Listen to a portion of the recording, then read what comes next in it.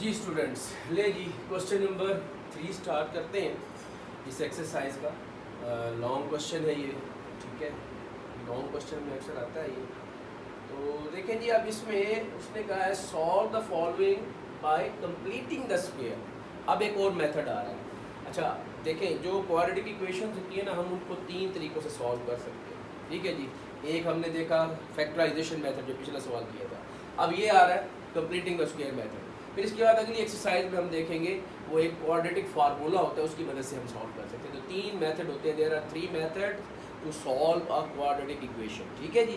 तो अब ये दूसरा मेथड देखने लगे हैं, कंप्लीटिंग द स्क्वायर मेथड से हम कैसे इसे सॉल्व करेंगे, ठीक है जी। तो ज़रा देखिए जी, बड़ा आसान सा है। थोड़ी सी बात आपने ज़रा जहन में रखनी है, कंसंट्रेशन देनी है, थोड़ी सी तवज्जो, आपको समझ आ जाएगी। 2 या 3 स्टेप्स हैं जो इसके 3 पॉइंट्स हैं, वो जहन में रखने हैं। सबसे पहली बात तो आपने क्या करना है, यहाँ पे देखना है ये स्टैंडर्ड फॉर्म में लिखा हुआ है ना, इसमें जो कांस्टेंट टर्म है ना, इसको आप पहले उधर ले जाएं। कांस्टेंट टर्म को उठा के इक्वल के दूसरी तरफ रख लें, ठीक है। कांस्टेंट टर्म को शुरू करते हैं जी। सोल्यूशन इसका 7x² + 2x - 1 = 0। तो बल्कि कांस्टेंट टर्म को उधर ले जाएं। तो पहले स्टेप पे आपने करना है जी 7x² + 2x = माइनस का 1 उधर जाके प्लस का 1 होगा। ये आ गया पहला काम। दूसरे नंबर पे क्या करना है? दूसरे नंबर पे आपने देखना है यहाँ पे लीडिंग कोएफिशिएंट क्या है। लीडिंग कोएफिशिएंट यहाँ पे 7 है। लीडिंग कोएफिशिएंट कोई भी आ जाए यहाँ पर 1 के अलावा, 1 रखना हमने, 1 के अलावा नहीं होना चाहिए। तो यहाँ पे 1 बनाने के लिए क्या करेंगे, इस 7 को यानी कि यहाँ पे हमने कट करना है ना, तो 7 से डिवाइड करना पड़ेगा हमें। फिर सिर्फ इसको नहीं करेंगे, पूरी की पूरी इक्वेशन को 7 से डिवाइड कर देंगे, ठीक है। तो याद रखिए, पहला स्टेप क्या किया कि कांस्टेंट टर्म को उठा के राइट साइड पे ले गए। दूसरे स्टेप में क्या करना है कि जो लीडिंग कोएफिशिएंट है 1 के अलावा है अगर, तो वहां फिर आपने उस लीडिंग कोएफिशिएंट से पूरी इक्वेशन को डिवाइड कर देना, ठीक है। तो यहाँ हम डिवाइड करते हैं जी, डिवाइडिंग ईच टर्म, हर टर्म को डिवाइड कर देंगे बाय 7, क्योंकि यहाँ 7 इसका लीडिंग कोएफिशिएंट है, उससे डिवाइड कर देंगे। तो देखें ये क्या बन जाएगा, ये आ जाएगा 7x² / 7 + 2x / 7 = 1/7। तो ये बन जाएगा 7 से 7 कट गया, ये आ जाएगा x² प्लस इसको हम लिखेंगे 2/7x = 1/7। ले, यहाँ तक बात समझ आ गई, ठीक है। तो दो काम हो गए। पहला काम कांस्टेंट टर्म को उठा के इक्वल के दूसरी तरफ ले गए। दूसरा काम, अगर लीडिंग कोएफिशिएंट 1 के अलावा है तो फिर उस लीडिंग कोएफिशिएंट से पूरी इक्वेशन को डिवाइड कर देंगे। तीसरा काम क्या करना है, अब वो आपने देख लिया। तीसरा काम ये करना है, ये जो x वाली टर्म है, ये x वाली टर्म है, इसका कोएफिशिएंट क्या आ रहा है 2/7। जो x वाली टर्म का कोएफिशिएंट है ना, इसका हाफ ले ले। किसी चीज़ का हाफ लेने का तरीका क्या होता है, उसे 2 से डिवाइड कर दें। देखिए हाफ कैसे लेंगे, इसका कोएफिशिएंट क्या आ रहा है, इस x वाली टर्म का कोएफिशिएंट 2/7 है। ये मैं 2/7 को हाफ करना चाहता हूँ। हाफ लेने का मतलब है इसे डिवाइड कर दो 2 से। किसी भी चीज़ को हाफ जब भी करना हो तो 2 से डिवाइड कर दें, ठीक है। तो जब मैं 2 से डिवाइड करूँगा ये आएगा 2/7।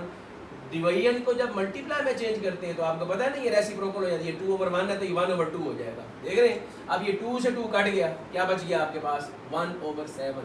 इसका मतलब है इस 2/7 का हाफ 1/7 है, ठीक है। तो आपने क्या करना है, आपने जो तीसरा जो स्टेप बता रहा हूँ उसमें क्या करना है, तीसरे जो प्रोसेस है उसमें कि इस x वाली जो टर्म है उसके कोएफिशिएंट का हाफ ले लेना है, उस हाफ का स्क्वायर दोनों साइड पर ऐड कर देना है। अब यहाँ लिखूंगा मैं, एडिंग 1/7 ये था ना, ये 1/7 ये आया था इसका 2/7 का हाफ। 2/7 का हाफ आया था 1/7, ठीक है। तो उसका स्क्वायर मैंने दोनों तरफ ऐड कर देना है। Adding 1/7 whole square on both sides. इस इक्वेशन की दोनों साइड पर इसको ऐड कर देना है, ठीक है जी। यहाँ आएगा x² plus 2/7x plus 1/7 whole square equal to, इस साइड पे लेफ्ट साइड पे ऐड हो गया, इक्वल के बाद इधर 1/7 प्लस 1/7 का होल स्क्वायर इधर भी ऐड हो गया, ये ठीक है जी। दोनों तरफ हमने इस x वाली जो टर्म है उसके कोफिशिएंट का हाफ लेकर उस हाफ के स्क्वायर को दोनों तरफ ऐड कर दिया, ये काम करना है, ठीक है जी। अब आगे आपके पास ये एक परफेक्ट स्क्वायर बनना है, किसका? पहली रकम जिसमें x आएगी और चूंकि x वाली टर्म के साथ अगर प्लस का साइन है तो यहाँ प्लस लगेगा, ये बात याद रखना है। अगर x वाली टर्म के साथ माइनस का साइन होगा तो फिर माइनस लगेगा। यहाँ x वाली टर्म के साथ प्लस है इसलिए प्लस लगा रहे हैं। और अगली 1/7 ये बन जाएगा इसका होल का स्क्वायर बन जाएगा।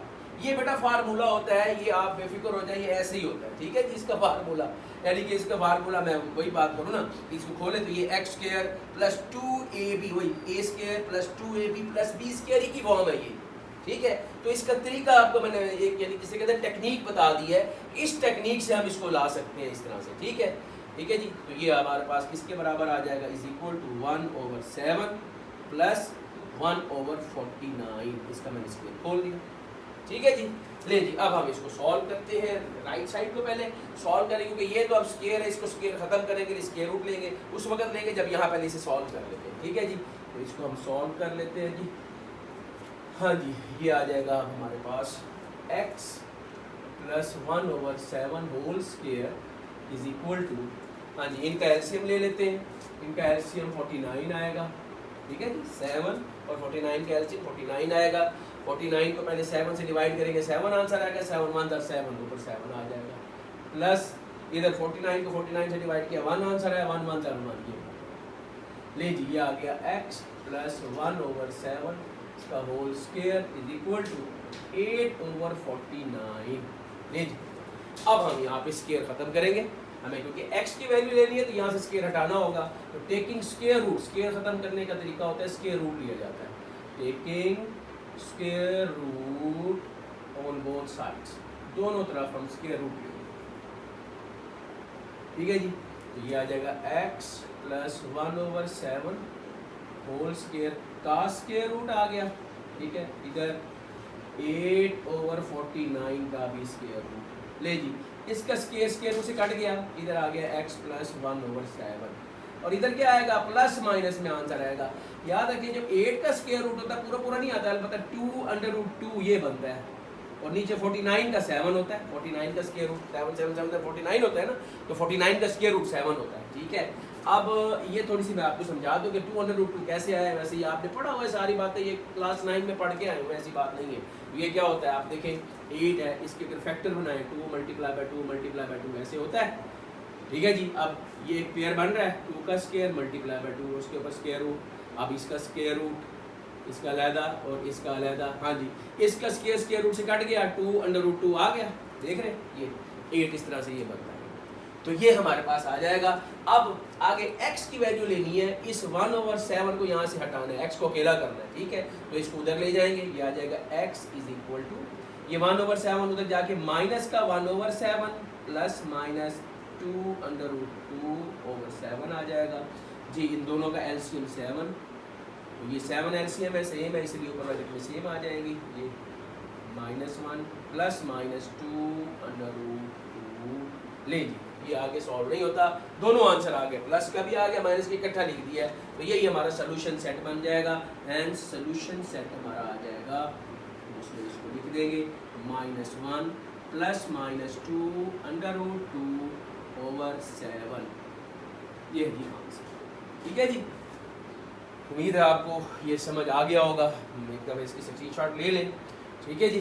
तो आपको 3 स्टेप मैंने समझाया है। पहले नंबर पे कांस्टेंट टर्म को उधर ले जाना है, दूसरे नंबर पे अगर लीडिंग कोएफिशिएंट 1 के अलावा है तो उसी से हर एक टर्म को डिवाइड कर देना है, और तीसरा जो प्रोसेस है वो क्या करना है यहाँ पर कि x वाली जो टर्म है उसके कोएफिशिएंट को हाफ करके उसका स्क्वायर दोनों तरफ ऐड कर लेना है, उससे आपके पास ये एक होल का स्क्वायर बनेगा, एक पहली रकम और ये वाली जिसके ऊपर ये पावर 2 आ रही है, ये इसका होल स्क्वायर बन जाएगा, ठीक है जी।